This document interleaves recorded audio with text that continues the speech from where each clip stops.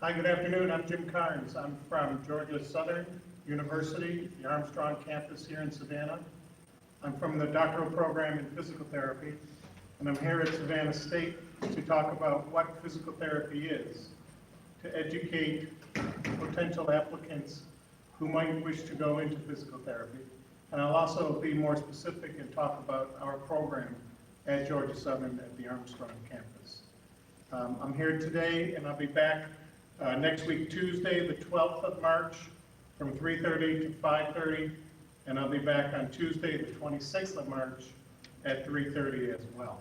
So if you're not here, excuse me, if you're not here today, I hope you can make one of the other two dates that I'm here. And whenever you're ready to start, it's on you. I know we're waiting on a few more students, but We won't wait anyone. then. I don't know. We think Kalia was on? No, Kalia's there. I know she said she had Oh, to finish you're her talking final. about the tutors, not the people. No, just, that came here. oh, it was, were there only tutors there? Yeah, there's 3 tutors. Oh, okay, then they're waiting. Kalia said. I know Kalia was, she had a final to finish and then she was coming. We have a student that works with us and she's been trying to get into medical school, trying to learn how to get into medical school. So I was like, hey, you need to be over here. She's like, I gotta finish my final. I'm like, all right, you finish your final. I mean, you finish your midterm, it ain't going. So, Yeah. Do you want me to start? yeah, you can start, whenever you feel comfortable, because we're already, rolling, so it's on you. If you want to wait for a few more students, I do have some more that are signed up, so, it's on you. We got the room for the rest of the day, so. We'll give them a couple more minutes. Okay. Not 2:30 exactly, so. Yeah.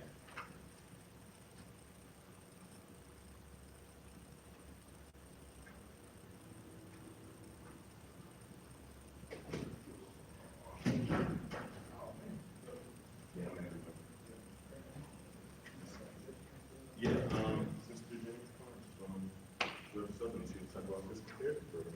No, it's not really a niche, but. Right, well, I got classes for the evening.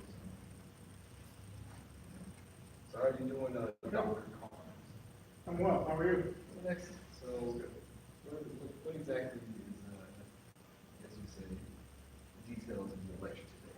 Well, I'm going to talk about what physical therapy is, different places that physical therapists work, what we do, and then I'm going to talk a little bit more specifically about our program at Georgia Southern. Okay. Now, are you the head of physical therapy yet? I'm the interim program director. Okay. Well, have fun. Thanks. You have one for the- You too. You can put it on the one at the top. I'm going to go ahead and get started. Thanks for coming in. Do you, either of you know what physical therapy is? Have you ever had physical therapy? Is it an injury or what have you? I've had physical therapy on my foot before, trying to stretch it back. Okay. And you've had it as well? 6 times your wrist. All right. Without insurance. Yeah. Yeah. I was in the golf insurance for a while with my old man, Oh. but after he stopped working there, it was way too expensive. Yeah, I agree. Medical care is expensive. He gave me what was it? It was kind of like a cast, but it was like to set your foot in place overnight. I forgot what they're called. I think it cost like a few $100. Yeah, sure. Yeah. I'm sure. Yeah, anything with medical involved, they jack the price up high. Yeah. I can tell you that. So this is what physical therapy is, and this came right off of the webpage of the American Physical Therapy Association. We like to say that we are movement experts, in that, when people move, we can do the analysis of that movement. We prescribe exercises, we do a lot of hands-on care, and for the most part, the big thing that we do is patient education. I remember when I was a student, and my instructor said that the majority of your job will be not touching a patient, but talking to the patient and educating them. And lo and behold, it's probably 90% of my job. So we do hands-on stuff, but much of what we do is patient education. We see a lot of patients, for example, with back pain, and you might be sitting there thinking, well, one back patient is the same as the next one, the same as the next one. But everybody is different, regardless of whether it's an ankle injury or a wrist injury, everybody is different. So all of our programs are personalized treatment plans. And again, we're trying to improve mobility. You know, when you injured your ankle, we're trying to improve your mobility. We'll talk about other patients that have other mobility problems and how we try to improve them as well. The big thing is manage pain. Pain today is a huge topic. You're familiar with the opioid epidemic that's going on. Physicians, they say, have overprescribed strong narcotic medications for pain. Now we're starting to realize that physical therapy can have similar results in terms of pain relief. Okay. And you guys both had your injuries, so you can see we're trying to recover from injury. And the big thing too is to prevent injury. And some people work in the industry just to help the employees of that industry decrease their risk for injury. One of the big things that we try to do is empower our patients. You may, I'm sure you've heard of chiropractors, and one of the criticisms of chiropractors is that you go to them, they adjust your spine, and then you walk out the door. And you're like, oh, so every time I hurt myself, I gotta go see the chiropractor for him or her to adjust my spine. And that might be true, but you see how you're depending on him or her. What we're trying to do is to empower you to deal with the problems that you might be having in terms of, you know, if you have back pain, what can you do to help treat yourself? So that's one of the big differences between us and chiropractors. We work collaboratively with other healthcare providers. I had the best job before I moved to Savannah. I lived in New York. I had the best job up there because I worked in a clinic. It was the size of this building, and we had physicians, and we had nurses, and we had nurse practitioners and physician assistants. We had occupational therapists, and I was there working as well. And whenever I had a question about a particular patient or anything, I could go directly to that provider and talk to him or her. It was the best thing. We all work as a team to try to help get the patients better. Okay. So, what do we do? Well, this is just an example. It says a child with a missing limb, and it's this. I don't know if you can see it. It's not a great picture, but over in this area. So we work with kids, not just with prosthetic limbs, but we work with kids, and I'll show you when we talk about our program at Georgia Southern, that we have a whole summer of where we work with kids, the students do. So this is a big thing in terms of physical therapy, working with children. We have a therapist on faculty that has actually worked in a couple of different Olympics. There was one in Atlanta, obviously, he was up there working, and he's worked in 2 others as well. So you can see that we are working with very high-end, if you will, athletes. Here's a patient who has had a stroke. And that first slide or second slide talked about mobility. Here we're trying to work with her, with this patient, in improving her mobility. So that's a big thing. These neurologically involved patients, you know, just a huge number of therapists work with neurologically involved patients. We work with pregnant women as well. We have a whole series, a whole specialty, if you will, of women's health. And this would be an example of a patient who is pregnant, who in pregnancy many times complains of low back pain are quite bothersome. And so they see a therapist who could help alleviate some of that pain. And just in general, the recovery process. And these are just different pictures. We actually have therapists, and this is a specialty as well, of working with patients in the pool. So we get into the pool with them and we work with them, whether they be pediatrics or adults. So that's a whole field just in of itself. You can see probably an orthopedically involved patient with a knee, if you will. And I'm not exactly sure what's going on with this one. To tell you the truth. So we use therapeutic exercises as we talk about it. You know, you go to the gym and you do exercise, and that's true, but we use exercise, many of the same ones that you do at the gym, but other ones as well, to try to alleviate, whether it be pain, improve mobility, or what have you. So we're trying to get the patient back, recovery, back from injury, making them stronger, more flexible. Okay. We use all types of different modalities, and this one is an ultrasound machine, which probably has plantar fasciitis, or pain on the bottom of his foot.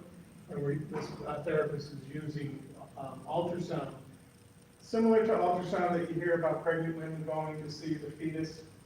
This is more of a therapeutic ultrasound, it generates heat, okay, a deep heat. Here's a therapist that's using manual therapy for someone who has some neck pain. They're doing spinal mobilizations, very similar to what a chiropractor might do. Okay.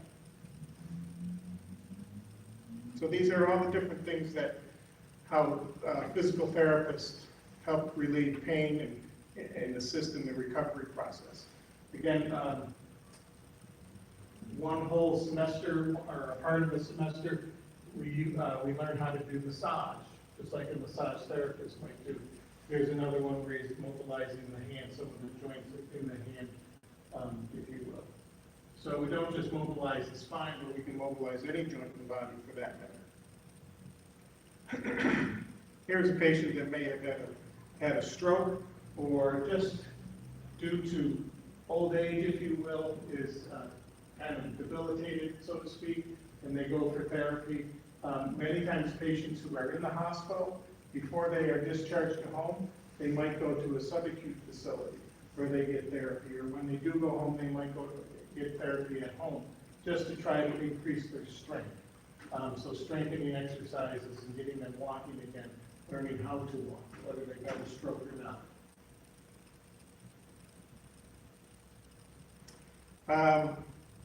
A big thing that physical therapists do, and this is a huge problem, is with vestibular problems. And we have therapists that just do vestibular therapy for balance.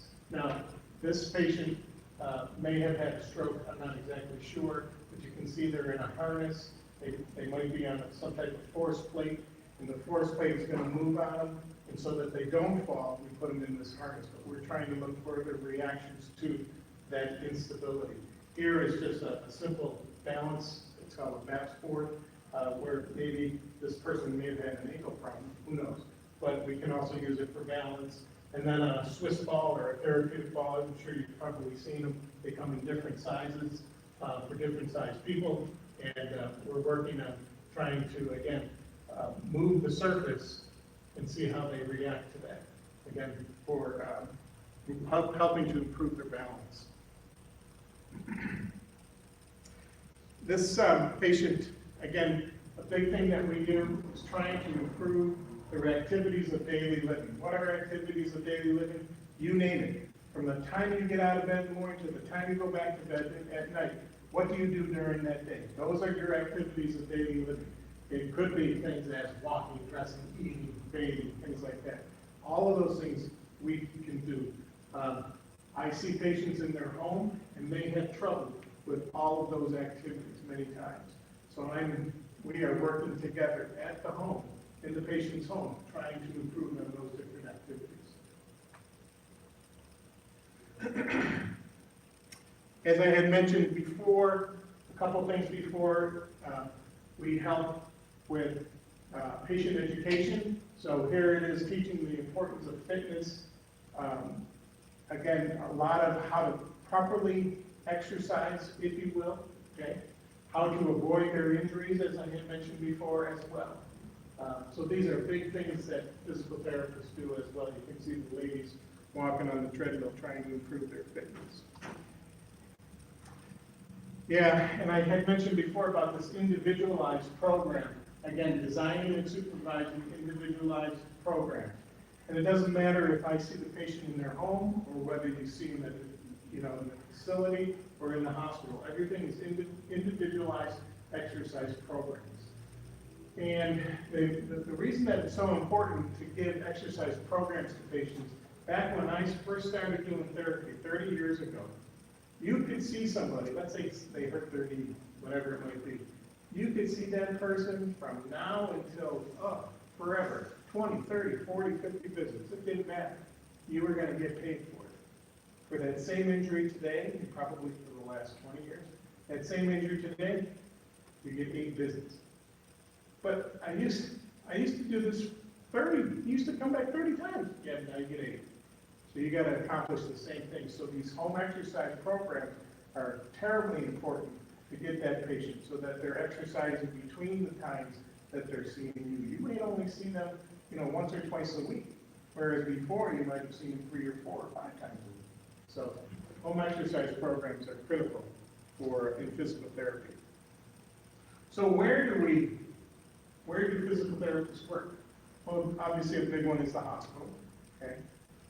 But there, hospital stays are so short, you go see the patient, and before you know it, before you walk out the door, they're being discharged, it seems like. So there's a big turnover in the patients that are seen, but hospitals are one of the main employers for physical therapists. Physical therapists have their own offices, and maybe you guys who had physical therapy in the past, maybe you went to someone's office. Optum is a big one, and there's all kinds around here.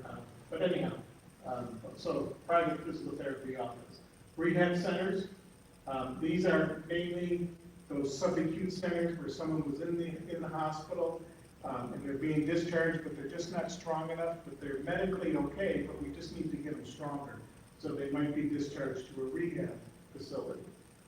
Community health centers, I'll just leave it at that. Nursing homes is a big one, and home health agencies, like I said, home health agencies are where I work, one of them in town. So nursing homes is another one that's more of a long-term type of thing, where you're gonna see that patient for months and months, if not years.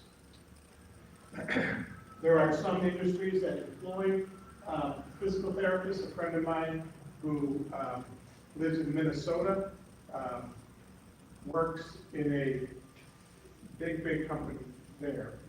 It's a international company. And she worked as, and someone who dealt with ergonomics, and we'll talk a little bit about that in just a few minutes. But she was there to prevent injury. She looked at the work environment of the patients, or of the employees, and she helped modify those. Sports facilities, that's obvious. Research institutions, colleges and universities, obviously that's where I work. Schools and pediatrics. So school systems employ either directly or they hire a company that has the therapist. And kids right in school get therapy right during the day. Pediatric centers, again, another place where a therapist might work where the kids are already there and you're going to them. We have specialists. When you think of a physician, physicians, they're all specialized unless you go see your family doctor. They're more of an intern, they're kind of a generalist, if you will.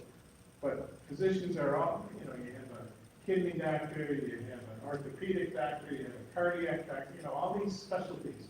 And we are similar in that respect, in that we have all of these specialties for physical therapy. A big one of the biggest ones, most popular probably, is the orthopedic ones. Neurology, as I had mentioned, cardiovascular and pulmonary it's a field that there are not as many specialists. So as a university or college, if you can get somebody to teach who is cardiopulmonary clinical specialist, well, they're tough to get by. Same thing, they're tough to get. Same thing with pediatrics. And we are fortunate at Georgia Southern that we have a therapist, a pediatric therapist, who is teaching, who's part of our faculty. So, acute care is another specialty. That's kind of like the internist, if you will, for the medical field. Geriatrics, who just deal with older individuals. Sports, who just do sports-related activities. So that would be somebody who deals with cardiac rehab. Like, for example, if you had a heart attack, and they would work in cardiac rehab, getting you back up to close to the level that you were before that, if not better. So they're more doing the heart and lungs, so to speak. Clinical electrophysiology, a lot of this is done with wounds, and I'll show you a couple pictures in just a few minutes about an area where some of our therapists work, and they deal a lot with wound care. Women's health, I kind of mentioned before, and we also have hand therapists. That's all that they do, is they work with people who have had many times surgical procedures in the hand. So when you want to talk about home care, home exercise program, if you have a hand injury, you're doing a lot of exercises on your own at home. Here's the one that I was mentioning before, the burns and the wounds. You can see it down there. I don't want to gross you up too much. But whether it's in the hospital, a rehab facility, but even at home, a great number of patients are discharged to home looking like that, if not worse. And the physical therapist is the one that's going in there and treating those wounds using, for example, electrotherapy, using electricity. I talked to you about the ergonomics, and that friend of mine who does workplace assessments, and she looks at the environment that people are working in to try to correct things, modify things, so that they are less likely to injure themselves.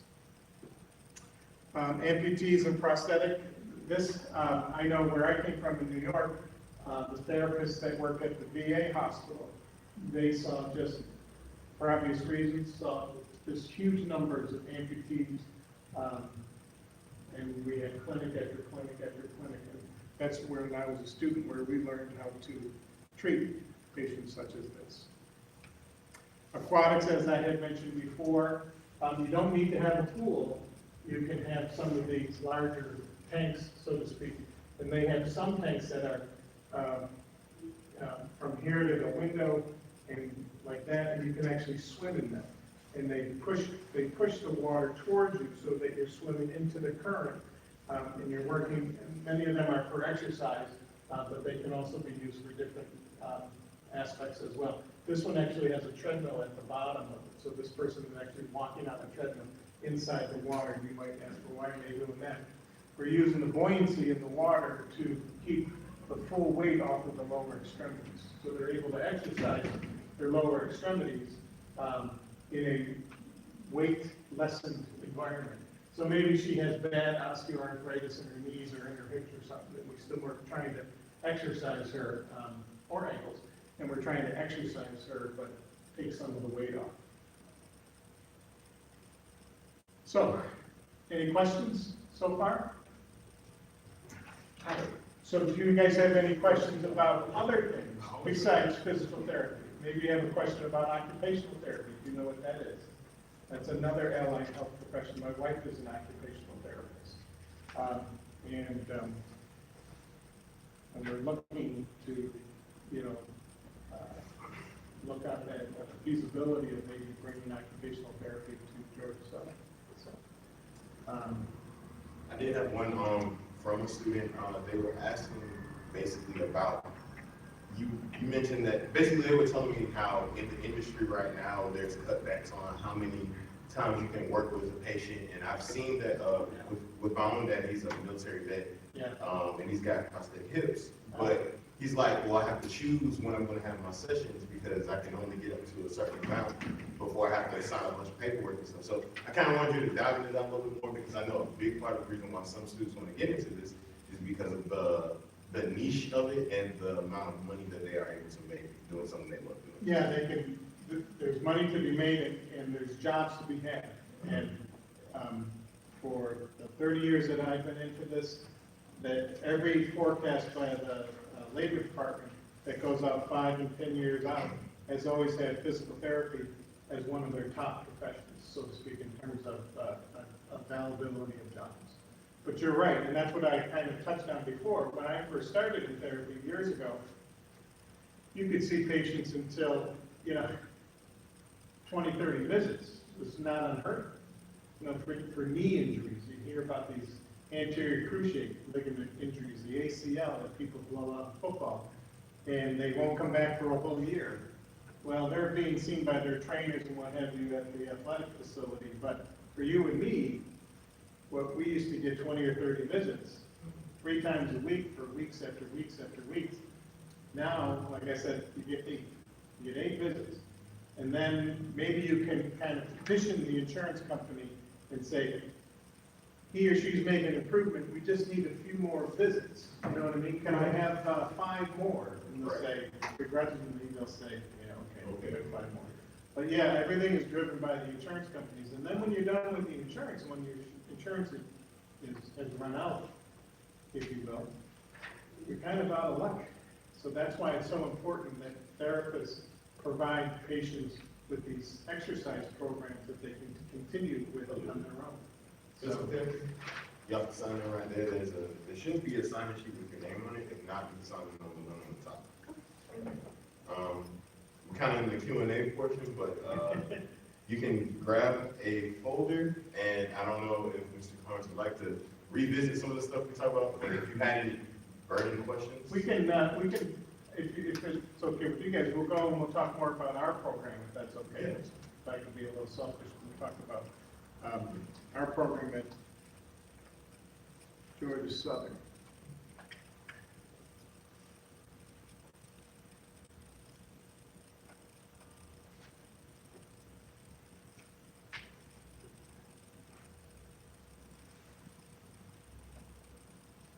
What's the highest amount of people you got so far in our events?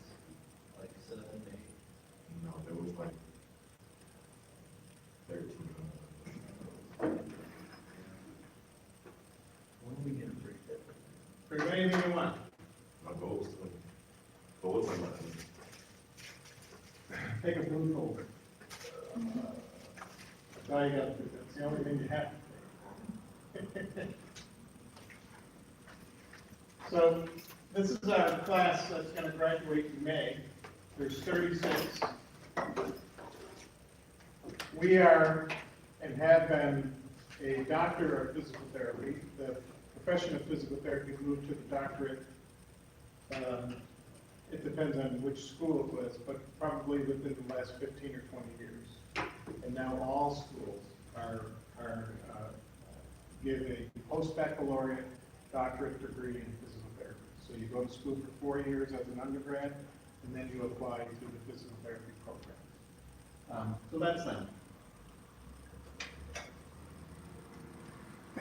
In terms of our program, CAPT is the Commission for Accreditation of Physical Therapist Education.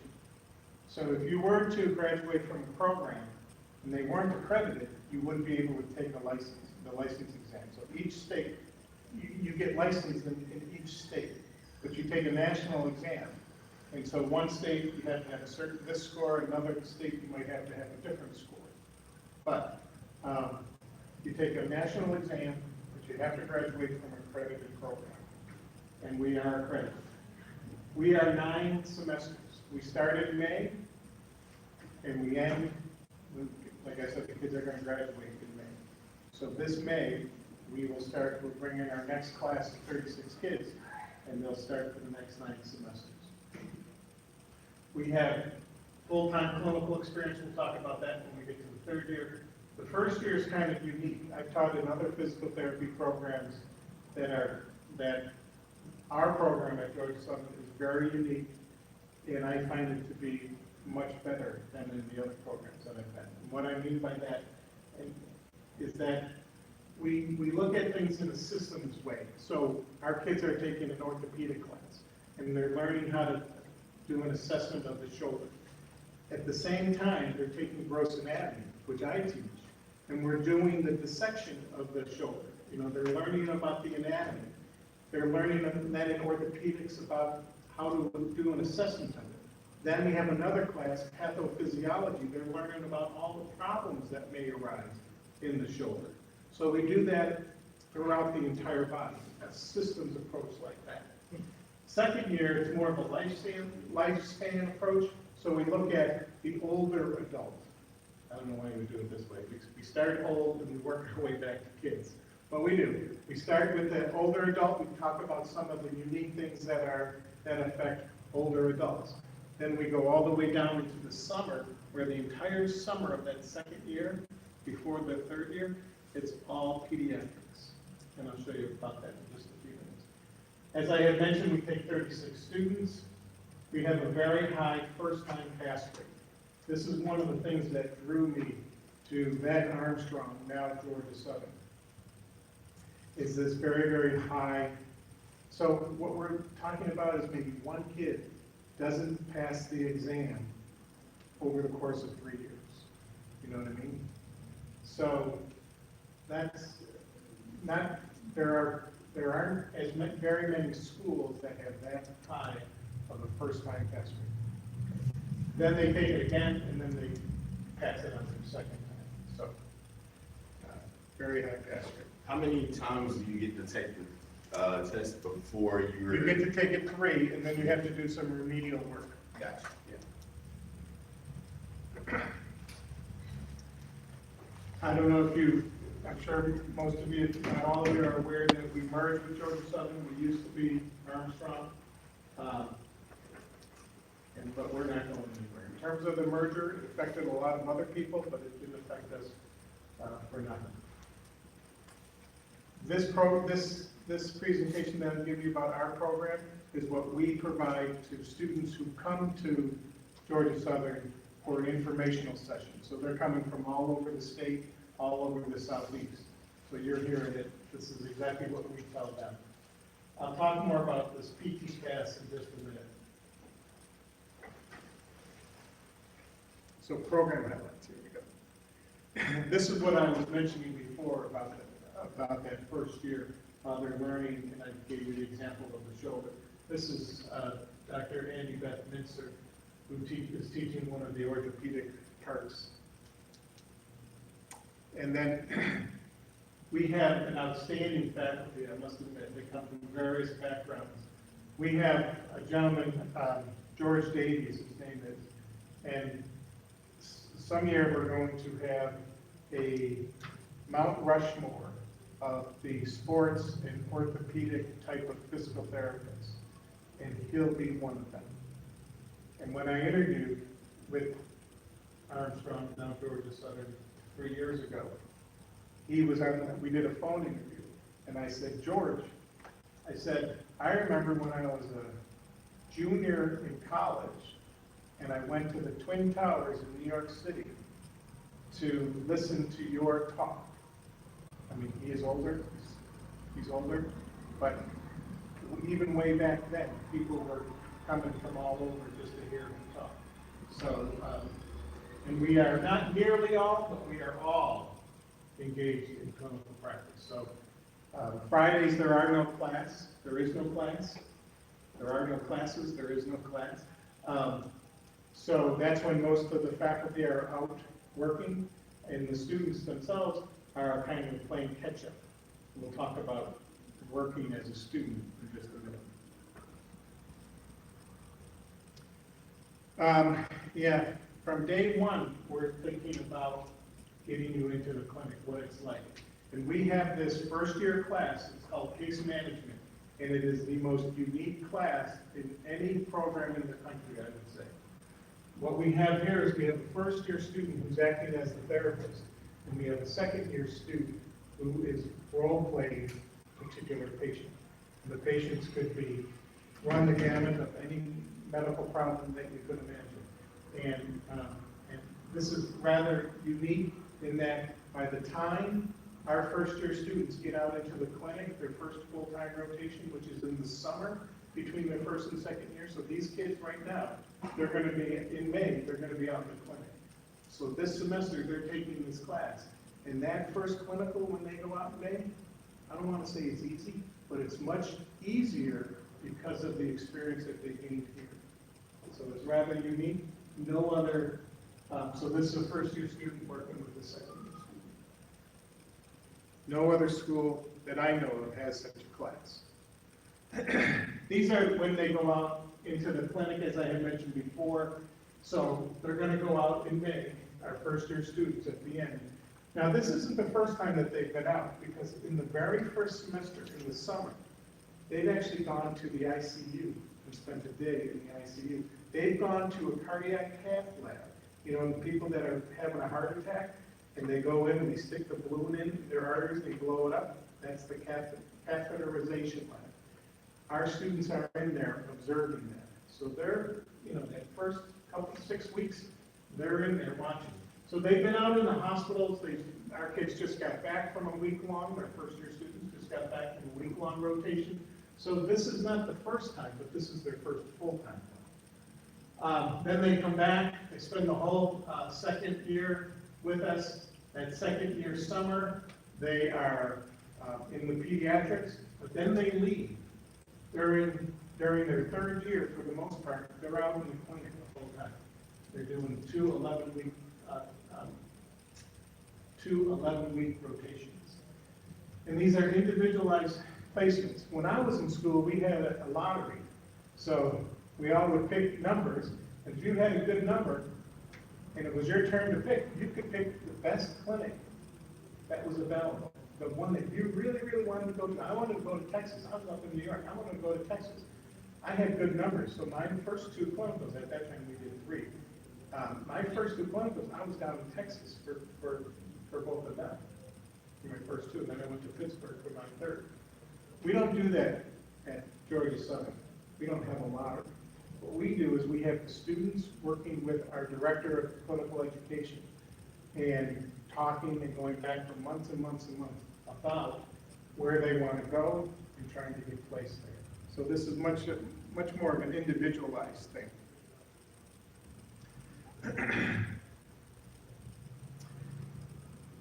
I want to just touch on that last bullet, defending the research project. Our students actually do a small capstone research project before they graduate. So right now, our first-year students are going through designing the project. They're writing up an IRB, an Institutional Research Board. That's our Human Subjects Board, the application to be able to use human subjects. Then next semester, not in the summer, but when they come back in the fall, they'll start to collect their data. And they go into the next semester as well, into the spring. And then that third year, the summer between their second and third, they're doing the analysis and they're writing it all up. And here's 2 of our students. These girls just graduated last May, and I was on this committee as well. But this is them doing their poster, and they went to a national, this picture was actually taken at a national conference in New Orleans.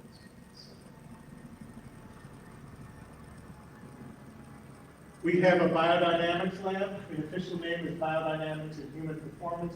Much of the research that our students do, that capstone research that I just mentioned, is done here. It's convenient because they utilize students that are already on campus. They bring them over into the lab and they do meaningful research using human subjects and they answer questions of a clinical nature. Okay. This is the class that I teach. We actually have cadavers, so more and more schools, whether it be medical schools or physical therapy schools, are getting away from doing cadaver dissection, but there's nothing that replaces actually doing the dissection to really learn anatomy. We have in that first semester, from May until mid-June, we're working on doing cardiopulmonary stuff. So we're doing heart and lungs, and even going into the shoulder area, because as soon as they're done with me in that first semester, then they go and they do their cardiopulmonary course. So they've got the anatomy from me, now they're going into the course to actually learn about how to do an assessment of somebody, for example, that is just has a heart attack, for example. The neat thing about this, what I instituted, was that students have 24/7 access to the lab, because it's a lock. There's a lockbox there, they know the combination, the key's there, they go in. But if something happens, I know there's only 36 kids that have the ability to get in there. Nothing ever happens, because we respect our cadavers.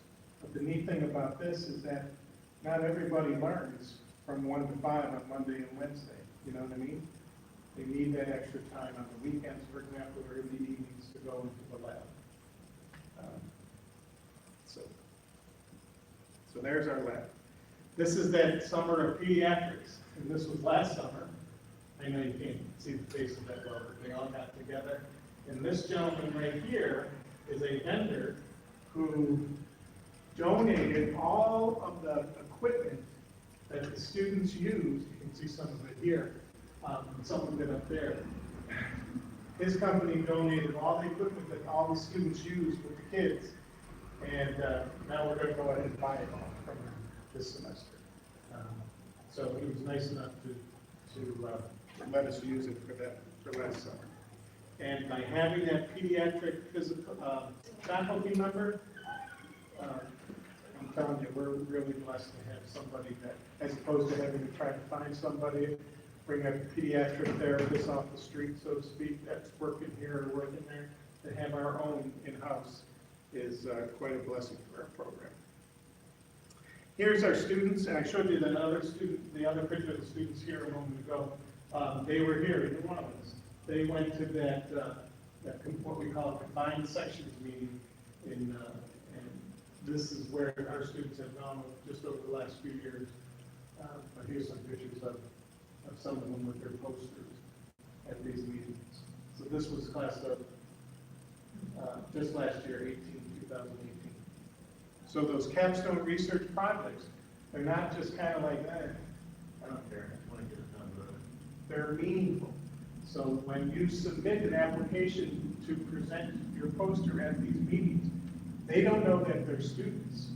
They could be anybody, students or faculty or clinicians. They are, in competition for these spots with all those people. And our students have been very successful. We usually get 4, 5, 6 groups of students that go out to these meetings to present their findings. So it's kind of exciting that way. They're doing good stuff. A common question that students or potential students ask is, can I work while I am in school? And in the first year, the kids are in school for the very first year, that whole first year, all 3 semesters. Practically, other than Fridays, they're there practically from 8 to 5 every day. There's not much time to squeeze in work, because the time that you do have, you're studying. So we discourage working in the first year. The second year, I don't want to say it's easier, but there is, they continue to have Fridays off, but also Tuesdays. So they're not as committed to it. Georgia Southern has liberal use of graduate assistants. Graduate assistants are those are where you work 19 hours a week, you get tuition paid for, and a stipend of about $8,000.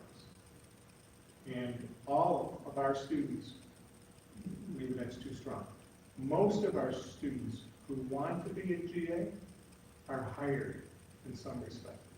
We have one, we just chose one, but our program gets one every year. And,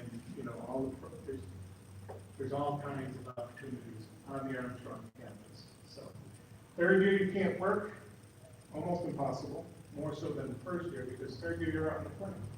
And you might think, well, I can work in the evenings or on the weekend. Many times you're trying to finish up your research project at that time. You're also looking up things from questions that maybe your instructor gave to you or asked of you during the day and you didn't know the answer, so they'll tell you, okay, tonight I want you to look it up and then we'll talk about it tomorrow. So many times you're working, you get out at 4 or 5, but you're working most evenings on clinical problems. I don't have to tell you this, again, this is a presentation that we give to potential applicants from all over the state, the Southeast, and we just tell them location, location, location. And my wife and I, when we moved here 3 years ago, boy, we love it. This is great, we're still on vacation, it feels like. We go downtown and we, it's a beautiful day, or, here downtown Savannah, and we look at one another and we say, the best thing about this is that we get to go home. We don't have to go to the hotel, pack our bags, and take a plane back to cold New York. So location, location, location. So, what are any of you, I'll go through the application requirements for us, but they're pretty standard for most other programs as well. I had talked to you before about that PT CAS, and I'll tell you about it in a bit. If you're interested in our program, this is all online. Everything that I'm going to talk about now in this application process, all of this is online. But you can see the types of courses that we're asking you to take. Pretty similar if you went into any health-related professions, whether it be medical school, dental school, PA, nursing, whatever it might be. These are the classes that you're taking as an undergrad. These are our scores, our standardized scores that we want to see. The GRE, the graduate record exam, is like the SAT, except when you're trying to get into grad school, and there's different parts to it. Certainly the quantitative and the verbal are the two parts that everybody goes through. And we have numbers that we want our students to reach, at least match. Okay? So that's the GRE. Here's our GPAs and our science GPA. I was just told yesterday by the woman whose name is on the very last slide, Elizabeth Varner, who handles all of this for us. She told me that actually this number went up to 3.7, but this number went down to 3.4 with our latest group that just came in. Okay. So we don't do any of these calculations. What you do is calculated by PT-CAS. PT-CAS is a central clearinghouse.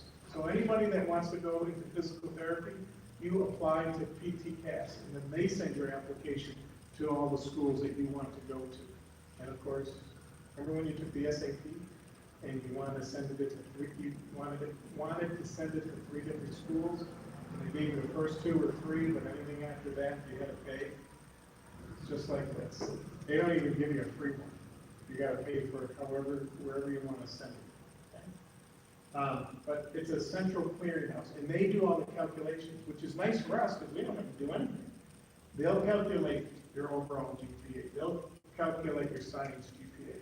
The thing about the science GPA, remember that slide a couple slides ago where we said we want you to take 2 chemistries, 2 physics, 2 this, 1 that, that? You would think that that's what they would look at, and that's how you would get your science GPA? No. If you take zoology or botany, they're going to include it in your science GPA.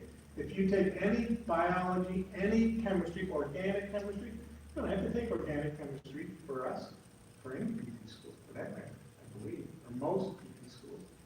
But if you take it because maybe you want to go to medical school or dental school and you're thinking about it, and you don't do well, guess what? It gets calculated in your science GPA.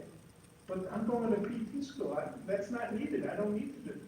Doesn't matter. They'll still calculate it. And that's one of the downfalls of using the PT CAS. Anyhow, we want you to go out there and observe. We want you to go into the clinics. We want you to go to the hospitals. We want you to go to all those places that we talked about for that physical therapist work. And we want you to just observe. Now, you can't make it up. You have to have it verified by one of the physical therapists. And all this gets added into your application into PT CAS. Okay? 75 hours. We are going to be the first school, PT school, in the United States. There's multiple ones in Canada, but we're going to be the first PT school to ask our applicants to take this CASPER test. And this is a situational judgment test. It's actually 12 of them. They give you a scenario. You know those situational things where there's really no right answer, but they want to know, why you chose what you chose. We've got, we've got an older man and a younger man. The older man is wealthy, he's got all this money. They both need kidneys. Their kidney just became available for both of them. Who do you give it to? That's the situational judgment. That's that type of thing, though. So it's nothing that you can study for, but they give it to you. And the thing about this test is that you have to take it on a computer that has a camera, because there's somebody watching you take the test. That way, you can't get your brother or your sister to take it, or your mother or your father. You're the one taking it. So we're gonna be the first ones to use it, and we'll see how it goes. I think it's more and more schools over the next few years are gonna start to use it. We want 3 letters of recommendation. This is not just for PT schools, let me tell you this, I read these recommendations, that's one of the things that I do. And you would be careful who you ask for recommendations, because I've gotten recommendations. Joe Smith, observed patients here at our clinic, period, that's it. That was the recommendation. So Joe Smith is thinking that this guy's giving him a great recommendation, because I spent the last 3 months at his clinic watching. That's it. That was the recommendation. So that's a word of warning, whether you go PT or whatever you do in life. If you ask for someone's recommendation, make sure they're gonna give you a good one. So, anyhow, and that goes to PT CAS as well. Years ago, we used to ask for the supplemental fee, it's $35. So all students who apply, all 550 students who applied to Georgia Southern at that time, Armstrong, paid us an additional $35. Once we merged, we dropped that supplemental fee. Some schools still have it. Some state schools still have it. Okay. What else? Yeah, this is more about the application. And again, this is all online. This is all in that PT CAS. Here's the thing, if you're considering physical therapy, here's some deadlines. We have what we call early decision. Early decision is that we have students that the only school they want to go to is Georgia Southern. That's it. I've investigated it, I've looked into it, I've visited, I went to an information session. This is the one I want to go to. So you go and you apply for early decision. You can't apply to any other school. Only Georgia Southern. You get in, you have to go to Georgia Southern. So there's pluses and minuses there. You got your seat, you're in physical therapy school. If you don't get in, then you can go what we call regular decision. Okay? And that way you can apply to all schools. You're not bound to any particular school. We recommend to students all the time, every student, every time, try to go early. If you can get your application in, that PT CAS website opens July 5th, it closes August 15th. So you have to have all that stuff in by that time.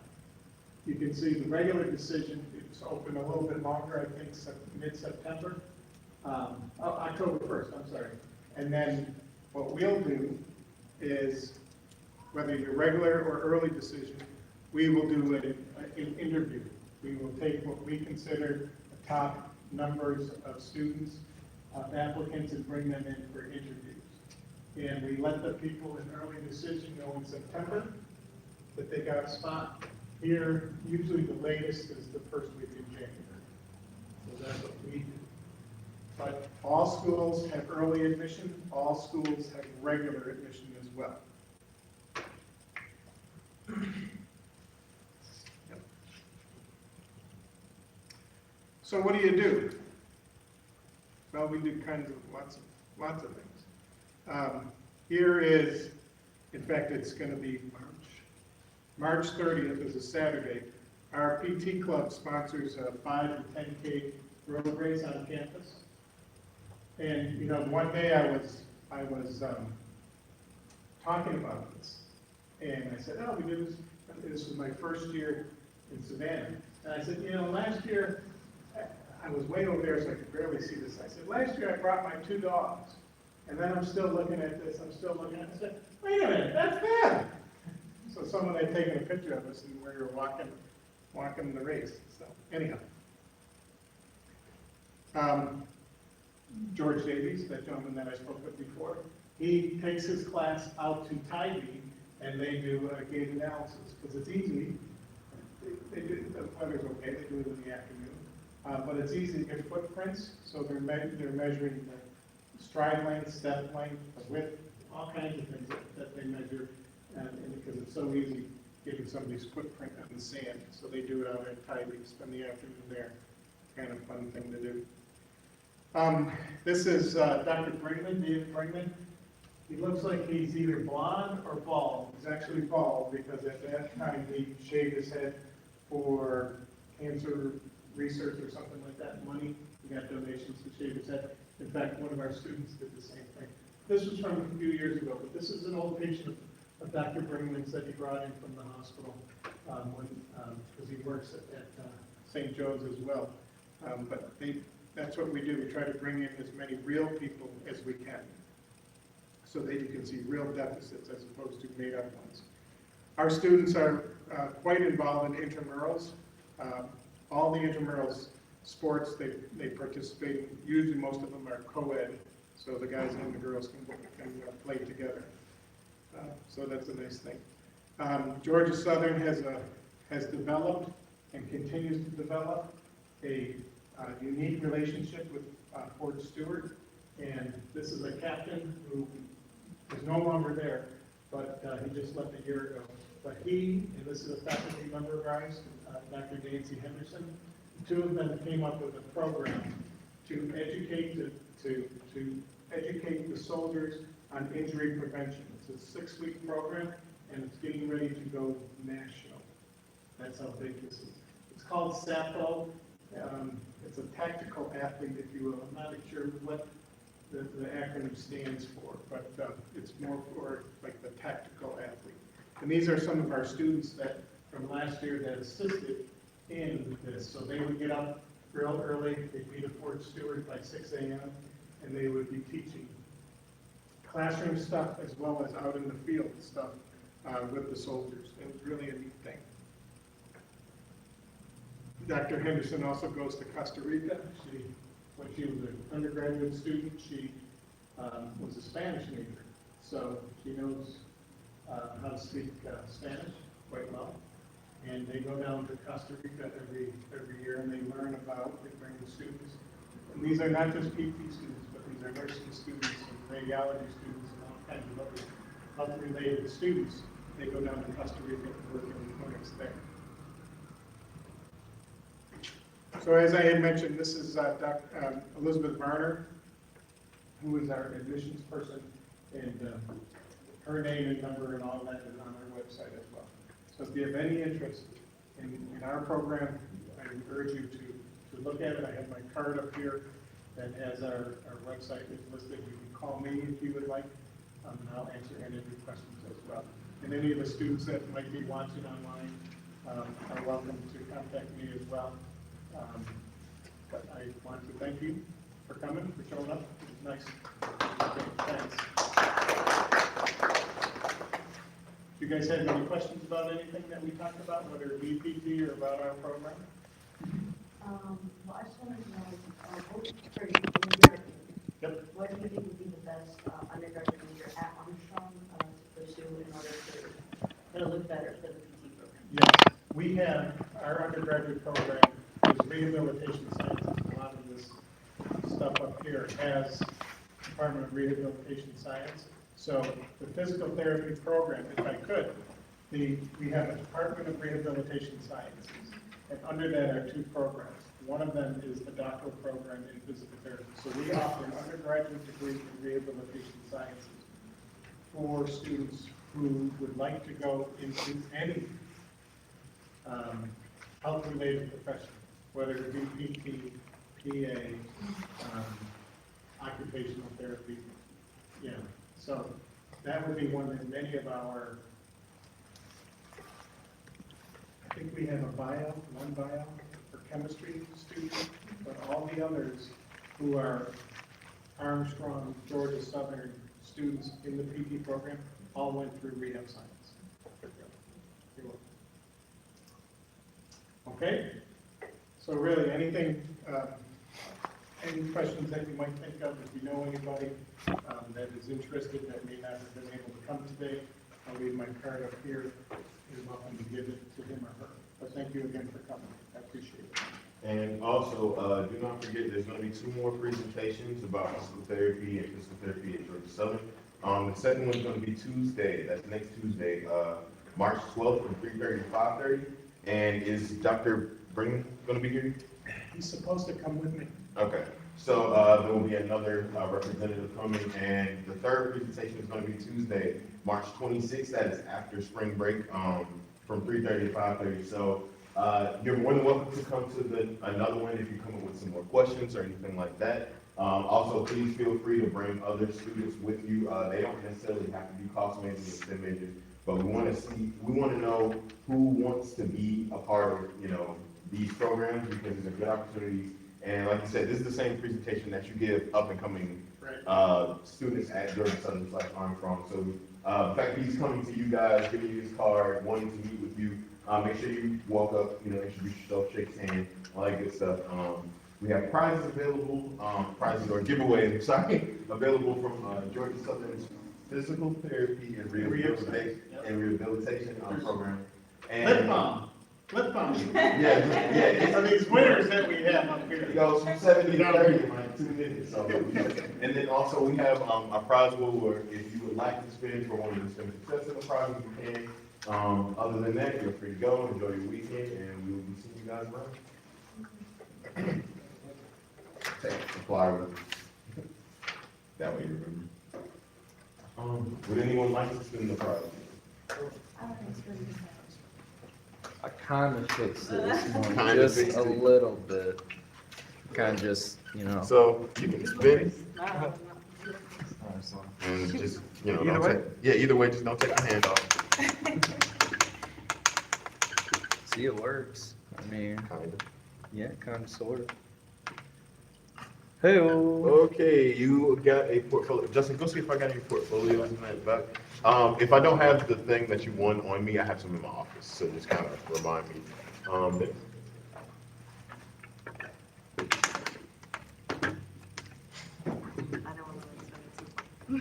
Yeah, we're working on it. Laptop bag, I do have laptop bags, so grab one of those laptop bags. The portfolio goes in the office. They're in the office, okay. You can go ahead and What's spin. that purple thing? The purple thing, it's a mystery item. So what's your mystery item? Well, at the last event that I did, the mystery item was a gift card. Oh, it just changed up every. It changes up every time, but it's also the hardest one to land on, so So what if I land on you? They will. I don't know, it's a mystery, I gotta figure it out. Go ahead. Yeah. Should spend the night. I bet it'll stop my mystery. Portfolio, so you'll have to come see me in the office to grab a portfolio. All right, anyone else? Anyone else? I think that was everybody, yep. Oh, well, one more? Go ahead. Yep. I just stole one.